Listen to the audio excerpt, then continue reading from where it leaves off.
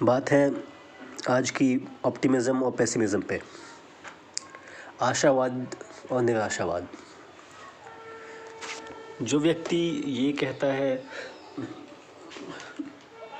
कोई भी खुद को निराशावादी नहीं कहता कि मैं पेसिमिस्ट हूँ। वो भी जो आशावाद का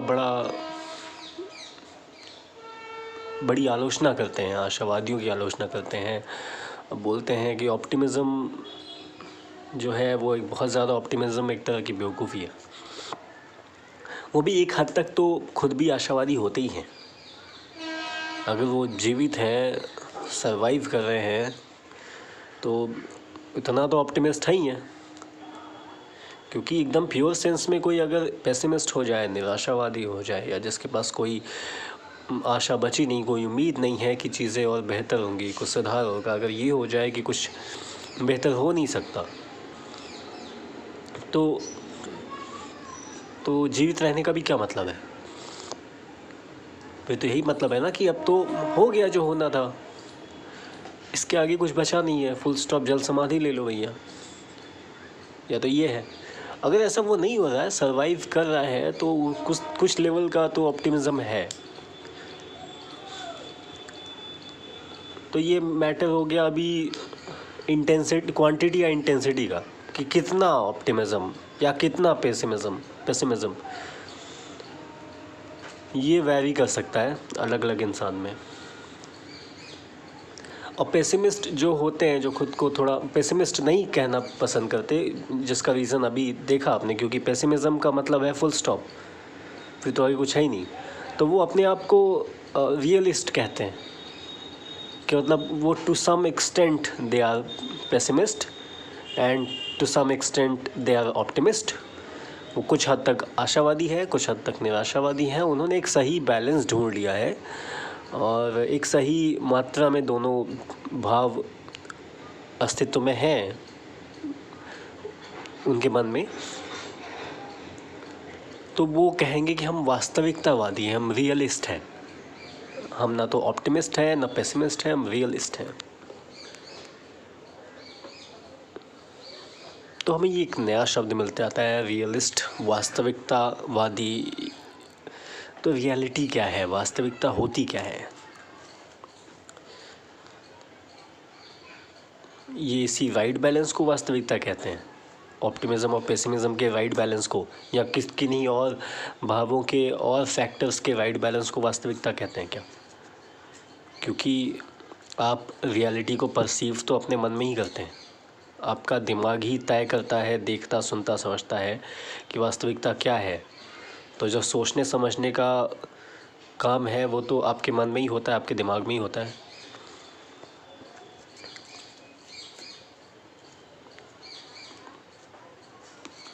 और ये जो आप राइट बैलेंस जिन चीज़ों का कह रहे हैं, जो भी आपका परसेप्शन है, जो भी आपका अवलोकन है, वो दूसरों से अलग ही होगा, क्योंकि आप दूसरों से अलग हैं। तो आपका जो राइट बैलेंस है, जो प्रोपोर्शन है, वो दूसरे से अलग होगा। कहने का मतलब दूसरे की वास्तविकता भी आपसे अलग होगी। किन्हीं दो लोगों की रियलिटी सेम नहीं होगी, दो लोग के लिए रियलिटी सेम नहीं होगी। जो सबके लिए एक जैसा है वो तो है परम तत्व, वो शून्य है, या कह सकते हैं कुछ भी नहीं है जो सबके लिए एक जैसा है। या वो जो सबके लिए एक जैसा है वो है शून्य, न्यूट्रल।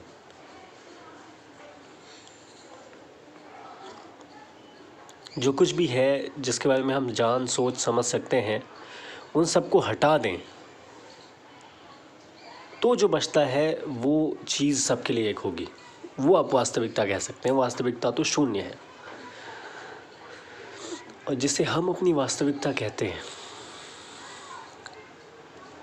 जिसे हम वास्तविकता कहते हैं, वो हमारी वास्तविकता है, वो हमारी रियलिटी है, वो हमारा अवलोकन है, हमारा इंटरप्रिटेशन है।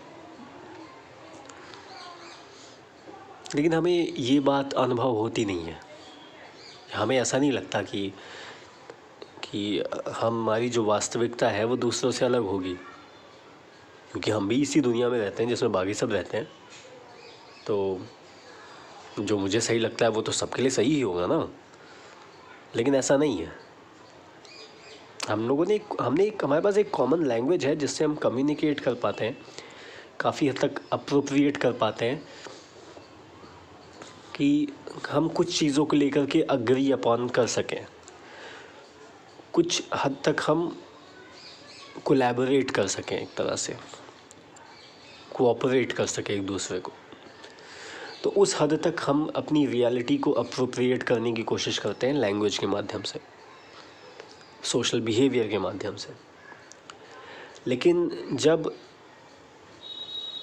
ऐसा समय आता है जहाँ पे ये जो अप्रोप्रिएशन है ये टेस्ट हो जाए, जहाँ पे ये बात हो कि हमें परखना है, जिसको कहते हैं टेस्ट हो जाए, अगर जहाँ पे बात साफ की जाए कि नहीं मैं तो ये बिलीव करता हूँ, नहीं मैं ये बिलीव करता हूँ। अब लैंग्वेज का क्या है, लैंग्वेज अभी एज इट इज़ जो बातें अपनी जगह रह जाएंगी, लेकिन जो सोशल बिहेवियर है उसमें चीज़ें ज़्यादा दिख जाती हैं। लैंग्वेज और सोशल बिहेवियर दोनों चीज़ें कंट्रीब्यूट करती हैं आपको इस चीज़ की रियलाइजेशन में, आपको ये अनुभव कराने में कि आपकी वास्तविकता दूसरे की वास्तविकता से बहुत अलग है। जिस व्यक्ति को आप सोच रहे हैं कि उसके लिए भी वास्तविकता वही है जो आपके लिए है, वो एक अलग इंसान है, वो आपसे अलग व्यक्ति है, फिज़िकली भी अलग है और काफ़ी हद तक इन चीज़ों को लेकर के जहाँ तक है उसकी रियलिटी भी अलग है। तो वो जो देखता है, जो सोचता समझता है दुनिया को, उस हिसाब से वो व्यवहार करता है, बिहेव करता है। लेकिन कई बार ये होता है कि हमने देखा किसी ने कुछ किया, उसका कोई बिहेवियर था, उसने कुछ कहा, उसने कुछ बोला, उसने कुछ किया, जिससे आपको समझ में आए कि नहीं, इसने तो जो किया है वो तो इसने एक कोड ब्रेक कर दिया, इसने तो एक नियम तोड़ दिया। या तो वास्तविकता तो हमारी ये थी, हम तो ये मान के चल रहे थे हमारी रियलिटी ये है, और इस रियलिटी में तो ये चीज़ें आती हैं। तो आप ये अज्यूम कर लेते हैं कि अगर ये रियलिटी है तो मैं ऐसी चीज़ों पे ये करता और ये चीज़ें उम्मीद करता, और ये जो है ये भटक रहा है लाइन से, ये तो एक तरह से एग्रीमेंट ब्रीच कर रहा है। और दूसरे आदमी को लग रहा है, दूसरा आदमी भी सेम तरीके से देखता है। जब आप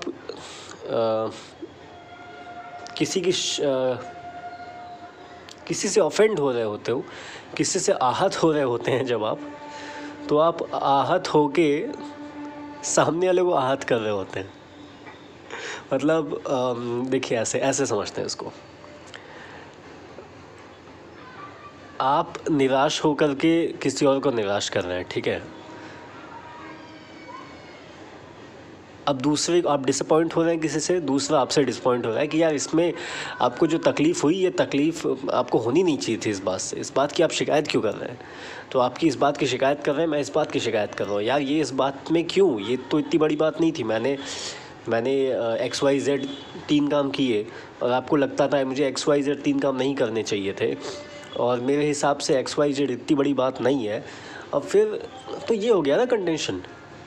क्या नहीं, अब वो कह रहा है अरे नहीं, हम बात सुनिए मेरी, हमारे पास ये भाषा है, हमारे पास ये कोड है, ऐसा होना चाहिए। अगला आदमी कह रहा है बातें आप जो कह रहे हैं वो मेरी समझ में नहीं आ रही है, शब्दों में आप मुझे फंसा सकते हैं, उलझा सकते हैं। क्या कोई भी पार्टी कैसे भी, कुल मिला के ये रियलिटी का कॉन्फ्लिक्ट है दोनों तरफ से। अब जो अग्रीव्ड पार्टी है, जो पीड़ित है, जो आहत है, वो उसका क्या अप्रोच होगा कि देखो भाई आपने कोड ब्रेक कर दिया है। अब इनको ये बिल्कुल उनके अनुभव में नहीं है कि भाई ये सामने वाला जो है वो अलग इंसान है, उसकी अलग वास्तविकता है। आप उससे जो वादे लेके बैठे थे वो वादे उसने किए ही नहीं थे, या किए भी थे तो उस सेंस में नहीं किए थे। जब किए थे तब किए थे, भाषा के हिसाब से किए थे, लेकिन उसको जब जो समझ में आया उसने वो किया, ठीक है। एकदम आपकी वास्तविकता से अलग हो करके आप उसको ऐसे देखेंगे कि आपकी कोई परवाह किए बिना आपकी परवाह किए बिना, मतलब आपकी वास्तविकता में, आपकी कहानी में आप मेन हीरो हैं, बिल्कुल आपकी कहानी में आप सबसे मुख्य आदमी हैं, आपको सबसे पहले देखा जाना चाहिए। लेकिन दूसरा व्यक्ति भी ऐसे ही देख रहा है ना, उसकी कहानी में वो सबसे मुख्य आदमी है, वो सबसे मेन कैरेक्टर है, वो हीरो है, उसको ये देखना है कि उसके लिए क्या सही है। तो वो ऐसे चल रहा है। तो अब जब आप पीड़ित हैं, आहत हैं, अब आप क्या करेंगे कि आप ये तय करेंगे, देखा इसने तो ये एग्रीमेंट ब्रेक कर दिया, इसने ये किया, इसने मुझे बहुत आहत किया, अब मैं इसके बदले अब बताता हूँ, अब मैं जो चीज़ें करता, अगर इसने एग्रीमेंट, देखिए एग्रीमेंट शब्द भी एक तरह से सोशल मतलब फंक्शनिंग के लिए है। अगर ये इसने ये काम ना किए होते जिससे मैं आहत हुआ हूँ, तो मैं कुछ ऐसे काम करता या एसोसिएशन को बनाए रखता या उसकी कुछ सहायता करता या कुछ ऐसा नहीं करता जिससे ये आहत नहीं हो। लेकिन अब मुझे दोबारा से सोचना पड़ेगा, अब मैं अपना बिहेवियर, अब मुझे आगे क्या करना है, वो नेक्स्ट कोर्स ऑफ एक्शन मैं तय करूँगा इस चीज़ को ध्यान में रखते हुए कि इस आदमी ने जो है ऐसी ऐसी चीज़ें कर दी हैं। अब जरा मुझे बताइए, रिएक्शनरी नहीं है ये क्या ये?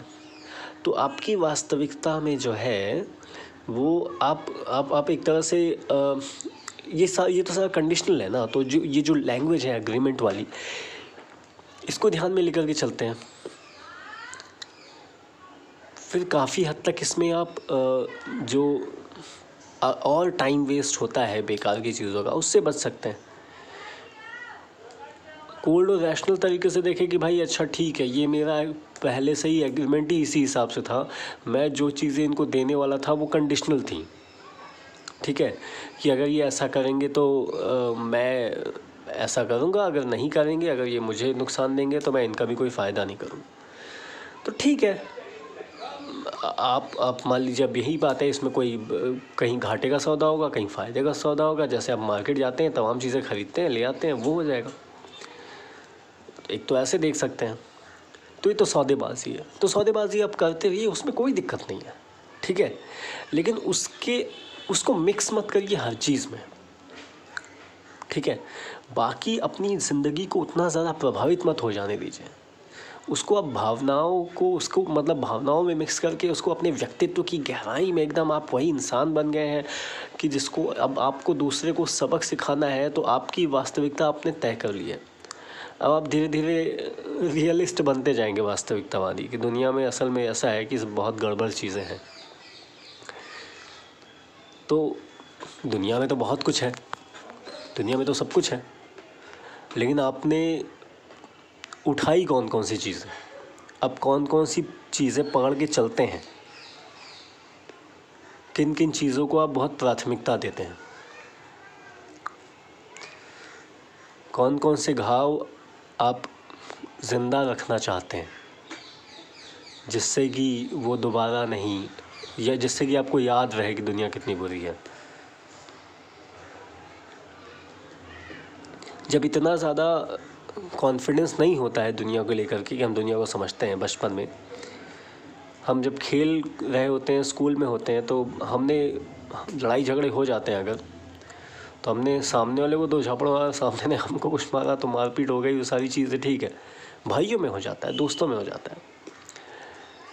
कुछ समय बाद वो चीज़ें ख़त्म हो जाती कि यार वो इतना महत्वपूर्ण नहीं था, और उसको पकड़ के बैठेंगे तो फिर कैसे होगा चीज़ें। लेकिन जैसे जैसे हम कॉन्फिडेंट होते जाते हैं, हमें लगता है कि नहीं नहीं, अब हम दुनिया को समझते हैं, और दुनिया को लेकर के हमें अपनी परिभाषा हमारे पास होना आवश्यक है, नहीं तो हम लोग कैसे रहेंगे। सब लोग तो बहुत स्मार्ट हैं, हम नहीं हैं। तो स्मार्ट होने में और समझदार होने में ज़्यादातर वही है कि जितनी भी नेगेटिव चीज़ें हैं, गलत उम्मीदें पाल लेना, अपनी अपनी वास्तविकता को इतना सॉलिडिफाई कर लें कि ये मान लें कि असल में यही सच है। नहीं, वो आपका ओपिनियन है, जो वास्तविकता आपका ओपिनियन है, पहले आप ये समझिए। और इस समय जो जो चीज़ें आपके मन पे हावी है ना, वो आपने चुन रखी है, आप उन्हीं चीज़ों पे ध्यान दे रहे हैं। दुनिया बहुत बड़ी है, आप किसी भी चीज़ में बहुत पॉजिटिव भी देख सकते हैं, बहुत नेगेटिव भी देख सकते हैं। तो ये है कि आपने क्या चुन रखा है जिसे आप अपने मन पे हावी होने दे देते हैं, जिसे आप अपना समय देते हैं, जिसे अपनी आप ऊर्जा देते हैं। तो ये आपका चुनाव है, आप अपना समय कैसे बिताना चाहते हैं। बाकी सब तो अपनी तरह चलते रहेगा, लेकिन ये है कि